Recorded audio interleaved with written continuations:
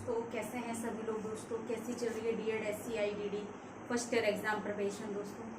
दोस्तों आज का क्लास हमारा डीएड SCID फर्स्ट ईयर से रहेगा। डीएड SCIDD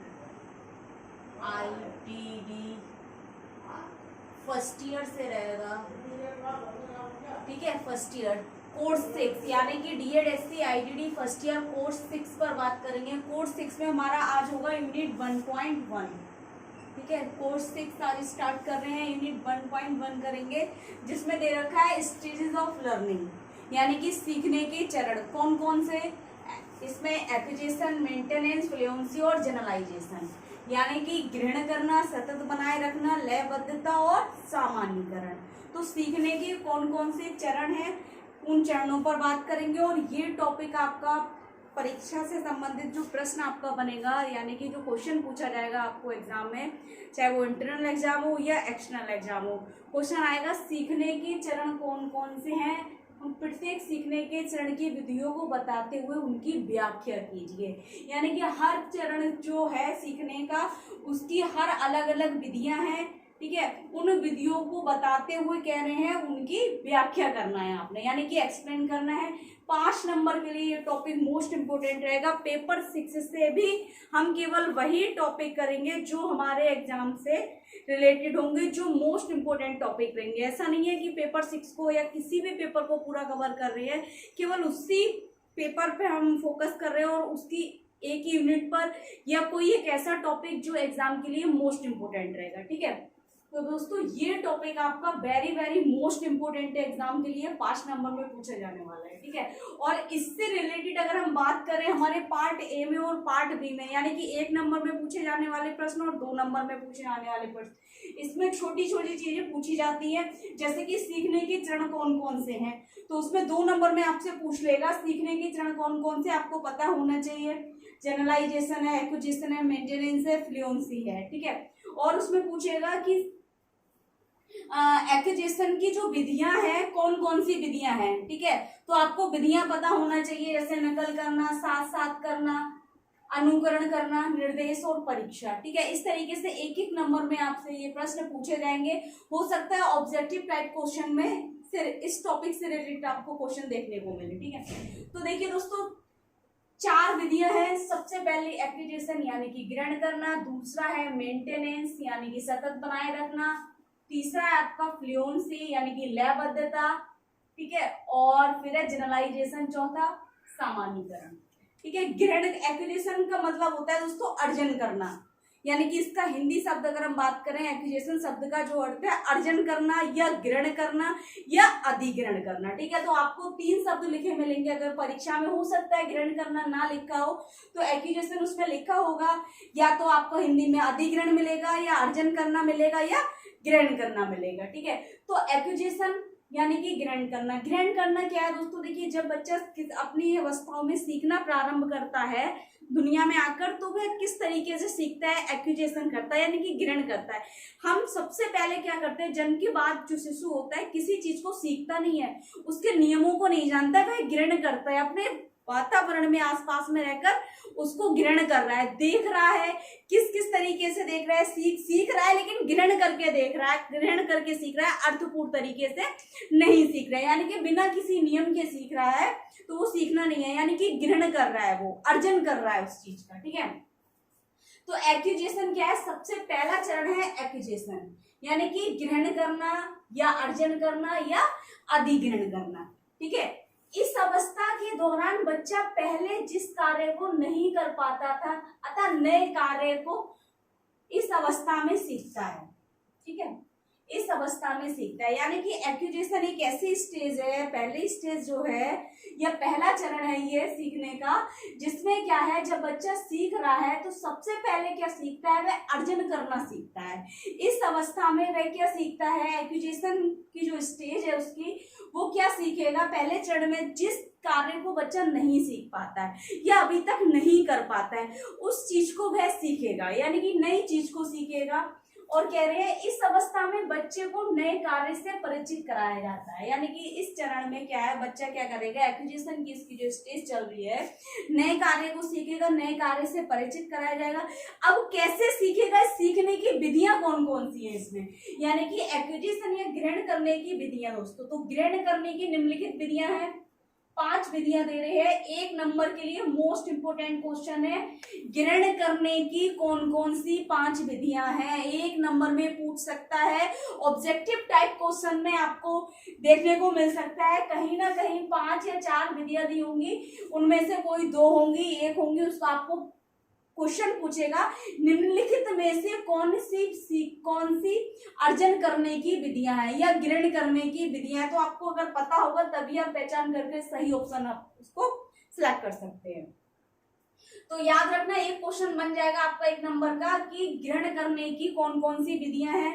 तो सबसे पहला है नकल करना, यानी कि बच्चा जब सीखता है तो सबसे पहले कैसे देखता है, देखकर सीखता है, नकल करता है, कॉपी करता है, समझ रहे हैं आप, वो कॉपी कर रहा है, देख रहा है और उस चीज को दोहरा रहा है, कर रहा है, ठीक है। फिर कह रहा है साथ साथ करना, ठीक है, यानी कि देखकर क्या करेगा, वो साथ साथ दूसरे व्यक्ति को करते हुए देखेगा और उसके साथ साथ उस कार्य को सीखेगा। फिर कह रहे हैं अनुकरण करना, ठीक, अनुकरण करेगा, पीछे पीछे करेगा उसके। फिर उसके बाद इंस्ट्रक्शन को फॉलो करेगा, दूसरा व्यक्ति उसको इंस्ट्रक्शन देगा, निर्देश देगा, उस निर्देश को फॉलो करेगा और उसके बाद होगा परीक्षा। तो ये विधियां हैं सीखने की। कहीं ना कहीं बच्चा नकल करके सीखता है, उसके बाद साथ साथ करके सीखता है, उसके बाद अनुकरण करना सीखता है, फिर निर्देशों का पालन करके सीखता है और उसके बाद परीक्षा यानी कि उसका टेस्ट होता है। तो ये हमारी 5 विधियां हैं एक्विजिशन की, यानी कि अर्जन करने की या फिर ग्रहण करने की। दूसरा चरण कौन सा है दोस्तों, दूसरा स्टेजेस है हमारी मेंटेनेंस, सतत बनाए रखना, ठीक है, सतत बनाए रखना, यानी कि मेंटेनेंस का मतलब हो गया सतत बनाए रखना। सतत बनाए रखना दूसरा स्टेज है। इस स्टेज पर क्या है, जो बच्चे को सिखाया जाता है, बच्चे को सतत बनाए रखना होता है, यानी कि भविष्य के लिए उसको हमेशा हमेशा के लिए याद करना होता है उसको, ठीक है। देखिए इस अवस्था में बच्चे के शिक्षण समाप्त हो जाने के बाद, यानी कि बच्चे का जब शिक्षण समाप्त हो जाता है तो उसके बाद भी उसे आत्मनिर्भर रूप से कार्य करने के योग्य बना दिया जाता है। यानी कि जब उसका शिक्षण कार्य खत्म हो गया, फिर कह रहे हैं उस कार्य में उसको आत्मनिर्भर बनाने के योग्य बना दिया जाता है, ताकि वह अपना कार्य आत्मनिर्भर रूप से कर सके। इससे बच्चा क्रिया के संबंधित जो कुछ भी याद रखता है, सतत बनाए रखने की, यानी कि जो कुछ भी सीखता है उसे याद रखता है हमेशा हमेशा के लिए। जैसे वो कह रहे हैं कि सतत बनाए रखने में, या जो इस स्टेज पर जब बच्चा सीखता है तो क्या सीखता है, बच्चे शिक्षण समाप्त हो गया, यानी कि जो प्रशिक्षण दिया जा रहा था, शिक्षण कार्य चल रहा था, वो समाप्त हो गया, उसके बाद भी उसे आत्मनिर्भर रूप से कार्य करने के योग्य बना दिया जाता है, किसी भी कार्य को सिखा दिया जाता है, ताकि वो क्या इंडिपेंडेंटली अपना कार्य कर सके फ्यूचर में। इससे बच्चा क्रिया के संबंधित जो कुछ भी सीखता है उसे हमेशा हमेशा के लिए याद रखता है। तो सतत बनाए रखने की या याद रखने की निम्नलिखित विधियां हैं। 1 नंबर के लिए मोस्ट इंपोर्टेंट क्वेश्चन है कि सतत बनाने रखने की कौन कौन सी विधियां हैं। तो कौन कौन सी विधियां हैं, समय समय पर अभ्यास कराना, यानी कि बच्चे को सबसे पहली विधि है कि अगर हम किसी कार्य में बच्चे को निपुणता बना रहे हैं या किसी कार्य को हमेशा के लिए सिखाना चाह रहे हैं, तो बच्चे को जब प्रशिक्षण देंगे तो समय समय पर हम उस कार्य को सिखाएंगे, यानी कि अभ्यास कराएंगे। नई क्रिया सीखने से पहले पुरानी क्रिया को सिखाना, यानी कि पहले हम क्या करेंगे, नई क्रिया सिखाने जा रहे हैं उससे पहले हम पुरानी क्रिया को दोहराएंगे और उसको सिखाना। तीसरा है आपका क्रियाओं को दोहराते रहना, यानी कि समय समय पर क्रियाओं को दोहराते रहेंगे ताकि बच्चा भूल ना जाए। क्रियाओं को स्मरण करने की क्षमताओं को बढ़ाना, यानी कि उस बच्चे की एबिलिटी को बढ़ाना ताकि वह अपनी क्रिया और कार्य को हमेशा हमेशा के लिए याद रखे और सतत बनाए रखे।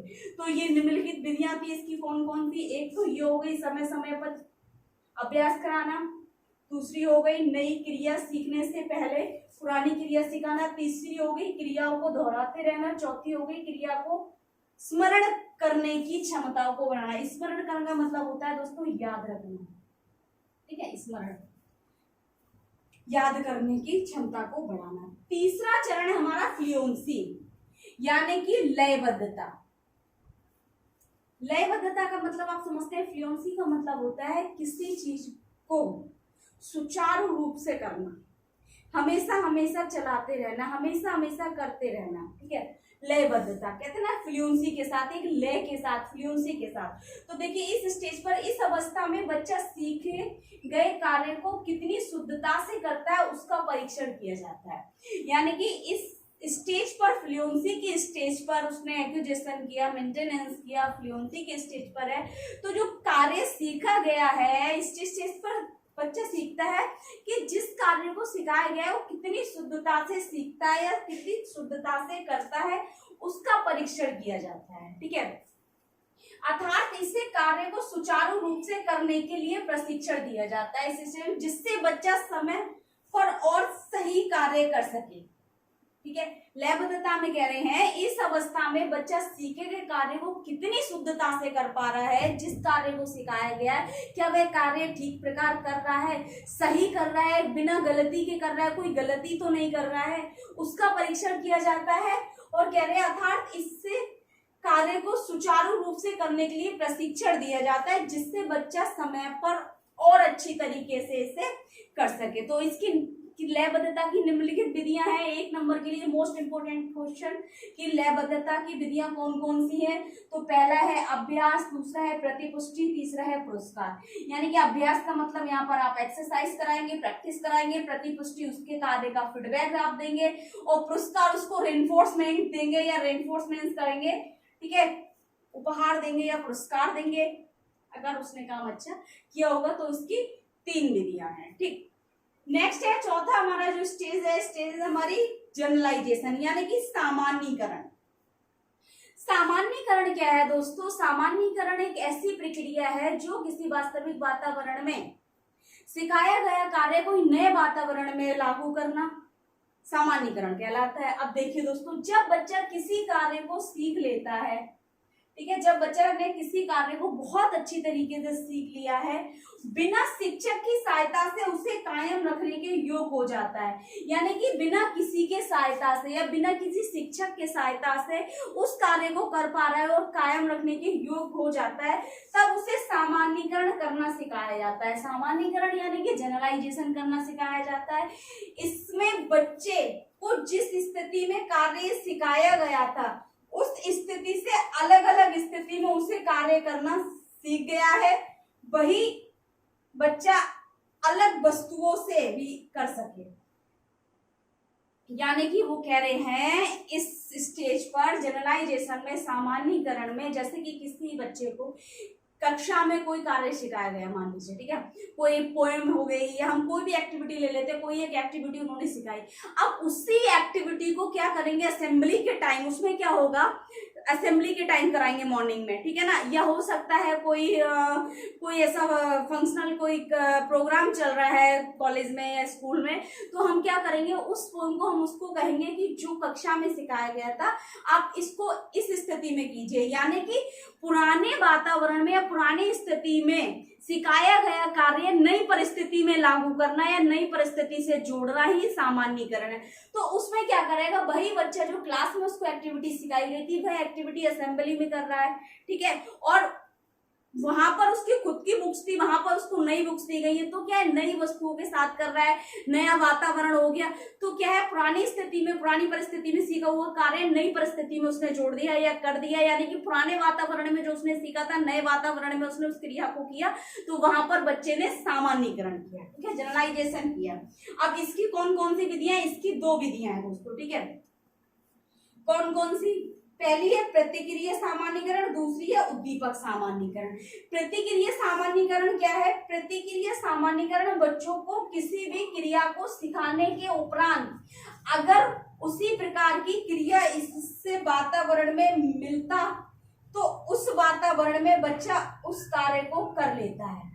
यानी कि वो कह रहे हैं प्रतिक्रिया सामान्यीकरण में क्या है, अगर किसी भी क्रिया को सिखाने के उपरांत, यानी कोई भी आपने एक्टिविटी सिखा दी, कोई भी कार्य सिखा दिया, उसी प्रकार की क्रिया अगर उसे दूसरे वातावरण में मिलती है, समझ रहे हैं, दूसरे वातावरण में मिलता है, यानी वही कार्य उसको दूसरे वातावरण में मिलता है तो उस वातावरण में बच्चा उस कार्य को कर लेता है, तो प्रतिक्रिया सामान्यीकरण कहलाता है। इसमें प्रतिक्रिया सामान्यीकरण यानी कि इसमें प्रतिक्रिया सामान्य रहती है, यानी कि वही प्रतिक्रिया रहेगी, लेकिन वातावरण बदल जाता है, यानी कि कार्य वही रहता है, प्रतिक्रिया वही रहती है, लेकिन वातावरण को बदल दिया जाता है। ठीक, उद्दीपक सामान्यीकरण क्या है दोस्तों? दूसरी विधि, जब बच्चे को किसी कार्य को सिखा देते हैं, यानी कि जब बच्चे को हमने कोई एक्टिविटी, कोई कार्य सिखा दिया, कोई कौशल सिखा दिया, तो सीखने के उपरांत विभिन्न वातावरण में उसकी पहचान कर लेता है, यानी कि सीखने के उपरांत विभिन्न अलग अलग वातावरण में उसकी पहचान कर लेता है। यहाँ पर बच्चा केवल उद्दीपक की उपस्थिति में पहचान कर पाता है, यानी कि हम उसको स्टिमुलस देंगे और उस कार्य को अगर वो उद्दीपक से पहचान कर लेता है तो वहां पर क्या, उद्दीपक सामान्यीकरण हो जाता है। ठीक है, तो ये सामान्यीकरण की दो विधियां हैं, ध्यान रखना, 1 नंबर के लिए मोस्ट इंपोर्टेंट। इस टॉपिक से आप ऐसे समझ लीजिए आपको बहुत सारे क्वेश्चन देखने को मिलेंगे, पार्ट ए में भी, पार्ट बी में भी, क्योंकि ये टॉपिक ऐसा है जिसमें क्या है, पहला आ जाएगा सीखने के चरण कौन कौन से हैं, ठीक, दूसरा आ जाएगा क्वेश्चन इसमें ही बनेंगे, या ग्रहण कर रहे एक्विजिशन को परिभाषित कीजिए, ठीक है, मेंटेनेंस को परिभाषित कीजिए, जनरलाइजेशन को परिभाषित कीजिए, फ्लुएंसी को परिभाषित कीजिए, इस तरीके से क्वेश्चन देखने को मिल सकते हैं। ठीक है, ग्रहण करने की कौन कौन सी विधियां आपको पता होना चाहिए, या निम्नलिखित में से कौन सी ग्रहण करने की विधि नहीं है, या निम्नलिखित में से कौन सी सतत बनाए रखने की विधि है, या उद्दीपक सामान्यीकरण को परिभाषित कीजिए, या फिर प्रतिक्रिया सामान्यीकरण को परिभाषित कीजिए। इस तरीके से आपको बहुत ही ज्यादा मोस्ट इंपोर्टेंट टॉपिक है एग्जाम के लिए, पार्ट ए के लिए भी, पार्ट बी के लिए भी, 5 नंबर के लिए भी, 10 नंबर में ये क्वेश्चन आपसे नहीं पूछा जाता है। बाकी अगर मैं बात करूं तो समझ लीजिए कम से कम 20% इस टॉपिक से आपको मिलेगा देखने को, यानी कि पार्ट ए और पार्ट बी के लिए very very most important topic है। बाकी इससे रिलेटेड अगर आपको कुछ समझ नहीं आ रहा है, कुछ डाउट लग रहा है, कुछ पूछना है तो कमेंट बॉक्स में आके कमेंट करें, ज्यादा से ज्यादा वीडियो लाइक करें, चैनल को सब्सक्राइब करें, बेल आइकन को प्रेस कर दें ताकि नेक्स्ट आने वाली क्लास आप तक पहुंचती रहे दोस्तों। Thank you.